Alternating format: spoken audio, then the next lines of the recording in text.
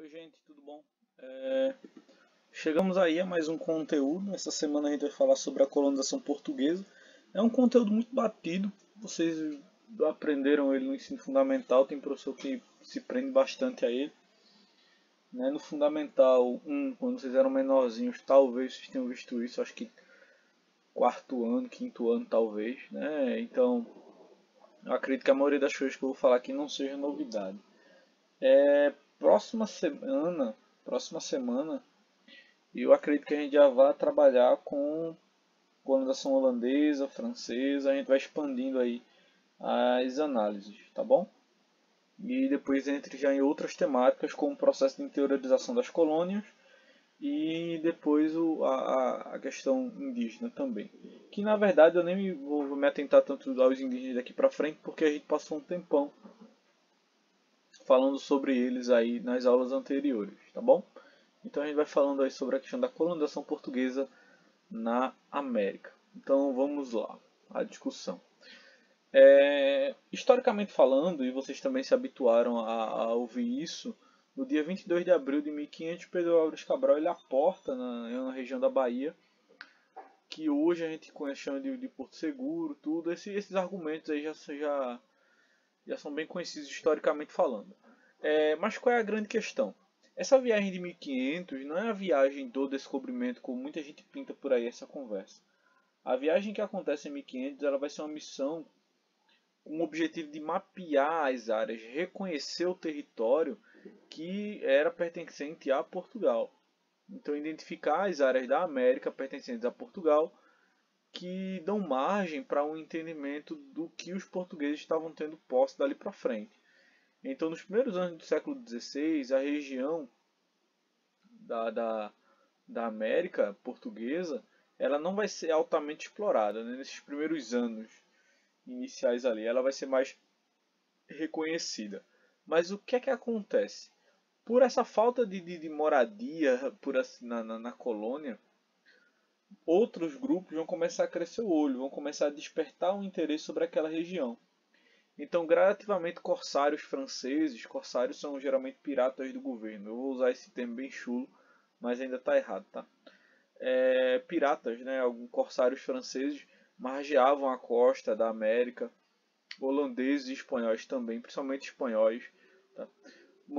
Tentando manter boas pontes com os nativos, tentando construir laços com esses nativos para tentar ampliar. E aí daí para frente, até mais ou menos 1515, o que é que Portugal fazia? Missões para vigiar o território, sabe? Missões, expedições tem um nomezinho, tá? De vigilância. Eu vou colocar esse termo, mas está errado. Essas expedições elas serviam para tentar cuidar do território e que não houvesse uma dominação, uma contra-dominação desses povos aí. Inicialmente, né, o que estava saindo do Brasil era a madeira, era o pau-brasil mesmo. Uma madeira de tom avermelhado, que era usado para tingir tecido na Europa. Tá?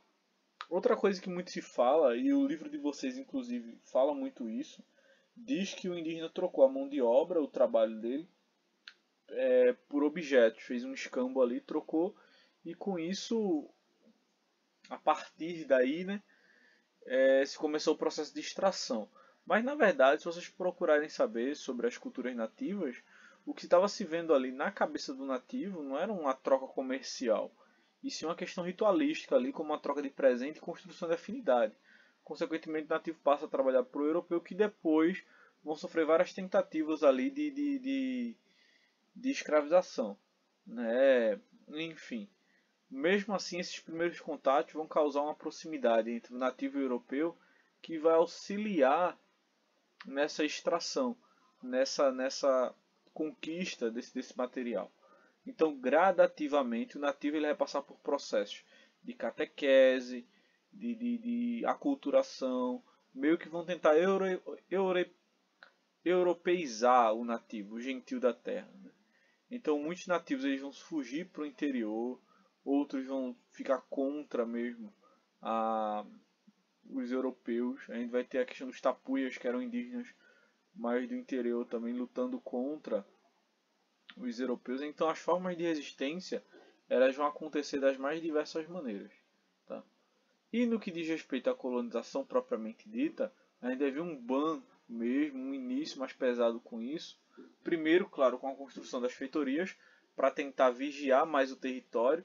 Além disso, também as feitorias elas funcionavam como entreposto comercial para armazenar e distribuir produtos que chegavam para serem comercializados da Europa, ou melhor, da América para a Europa. Então as feitorias elas têm esse peso. Mas o peso maior mesmo começa a partir de 1530, com a missão colonizadora de Martim Afonso de Souza, que a mandado de Dom João III, que era rei de Portugal, vai ser mandado para cá juntamente com outras embarcações com mais indivíduos, já com essa missão de explorar mesmo o território e gradativamente colonizando. Essa tinha duas funções mesmo. Primeiro, descobrir novos recursos naturais que pudessem ser explorados na Terra e evitar que o continente ele acabasse sendo dominado por outros povos que estavam de olho naquela região. Evitar que os nativos construíssem novas alianças e que aquele domínio europeu que se tinha ele acabasse. Então a gente tinha essas duas visões aí nesse processo, nessa ação colonizadora, tá? Para tentar meio que burlar. Então as missões, ou a missão de Martim Afonso de Souza, ela vai ter um peso muito significativo para que se firmasse mesmo todo o processo colonial. Duas coisas que também ficaram muito sabidas por vocês eram as capitanias hereditárias, que elas têm início já por volta de 1534. Eram concessões, lotes de terra que eram doados aos chamados capitães donatários. Quem foram esses capitães? Geralmente eram pessoas que tiveram uma vasta participação em guerras de reconquista, em lutas militares dos portugueses lá na Europa, e eles acabaram ganhando essas concessões de terra para administrar. Só que essas capitanias hereditárias elas não fluíram muito bem. A grande maioria dos donatários eles não vieram para a América. A maioria dos donatários eles nem aqui colocaram o pé para administrar a região. Eles não tiveram preocupação nenhuma com o território que meio que ficou ali. Eu vou usar esse termo, tá? Meio que ficou ali abandonado. Não tiveram uma preocupação com o território. Isso permitiu que indígenas, que corsários e tantos outros grupos viessem e dominassem algumas regiões, ou melhor, conseguissem extrair recursos dessas regiões. Não houve um cuidado.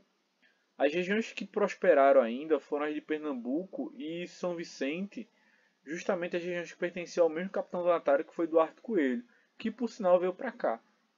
Então a gente vê um peso significativo mesmo.